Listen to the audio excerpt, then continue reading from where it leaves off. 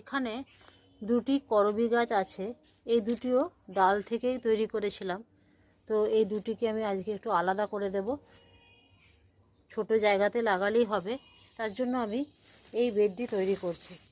এই যে তেলাকুচার পাতা টাতাগুলো কতগুলো ছিল, এবং শিম পাতা, এই যে এখান থেকে পাকা পাকা পাতা যেগুলো ছিল সেগুলো সব তলায় দিয়ে দিলাম। খুবই ছোট গাছটি, এটি তুলব। এটি শিকড় যতদিনে চারিয়ে বড় হবে ততদিনে এই পাতা আস্তে আস্তে পচতে শুরু করবে। তো এর উপর আমি কি দেব, একটু এই যে মাটিটা দেব, অল্প মাটি আছে, মাটি দেব। আর দেব বন্ধুরা হালকা এই যে কোকোপিট, এটা ভিজে, এই যে দেখুন, এই যে এটা একটু মিশিয়ে দেবো এর সাথে। এইভাবে এটি করব। দেখুন এই যে দুটো আলাদা আলাদা গাছ আছে, তো এই আলাদা আলাদা গাছ এটিকে আলাদা করব আগে।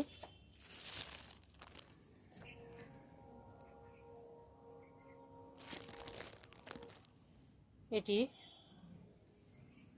লাগিয়ে দিলাম।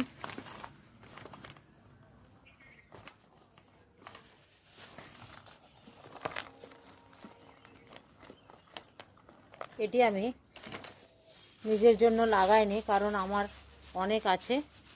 কেউ যদি নেয় অথবা কেউ যদি কিনেও নেয় তাও আমি দিতে পারি, আর যদি কিনে নিতে না পারি এমনি নেয় আমি তাও দিতে পারি। কারণ এটি এটি এটি তিনটি গাছ আছে, তিনটি গাছেরই আমার কোনোটি কিন্তু দরকার নেই। তার কারণ আমি এটির থেকেই এই গাছগুলি করেছি। এই যে দেখতে পাচ্ছেন, এটিও কিন্তু আমার ডাল থেকে হয়েছিল। তো খুব সুন্দর ফুল ফুটছে। তো এরপর এগুলিতেও এটিতে ফুল ফুটতে শুরু করবে। এই যে গাছটিকে ছোপালো করার জন্য আমি এই যে ডগা কেটে দিয়েছি, দেখতে পাচ্ছেন।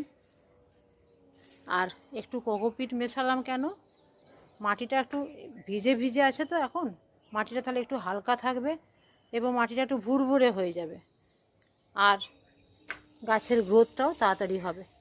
যার জন্য আমি একটু সামান্য কোকোপিট মেশালাম। মাটিটাতে হালকা বালি মেশানো আছে।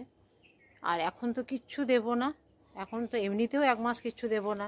আর তাছাড়া বর্ষায় বৃষ্টির সময়তে কিচ্ছু কিন্তু দিতে নেই, কোনো সার, কোনো খোল জল, কোনো কিছুই সার দিতে নেই।